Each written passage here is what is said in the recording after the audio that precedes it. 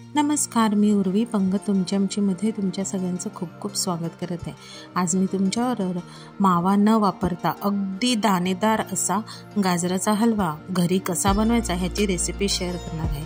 खूप खूप सोपी आहे, तर चला वेळ न घालवता रेसिपीला सुरुवात करूया।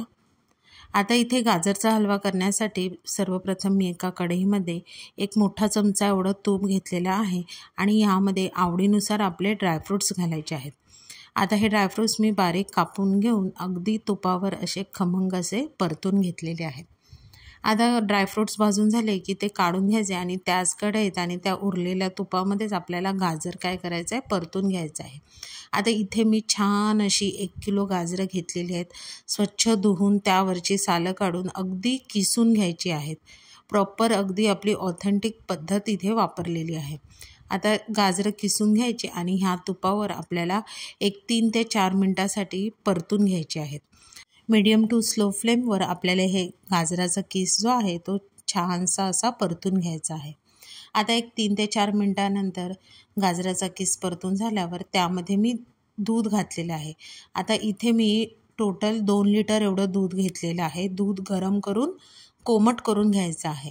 आता इथे जे आहे ते पहिल्या बॅचमध्ये मी थोडंसं दूध घातलेलं आहे। जवळजवळ 2 कप एवढं दूध मी सुरुवातीला घातलेलं आहे। आता दूध घालून गॅस अगदी मीडियम टू स्लो ठेवायचा आणि झाकण लावून आपल्याला हे छान असं गाजर मऊ होईपर्यंत शिजवून घ्यायचं आहे। आता झाकण काढल्यावर तुम्ही बघू शकता थोडंसं दूध जे आहे ते आटलेलं आहे। आता हे पहिल्या बॅचचं दूध आटलं थोडंसं की त्यामध्ये पुन्हा सेकंड बॅचमध्ये पुन्हा मी 2 कप एवढं दूध घातलेलं आहे आणि झाकण लावून आपल्याला पुन्हा ते शिजवून घ्यायचं आहे।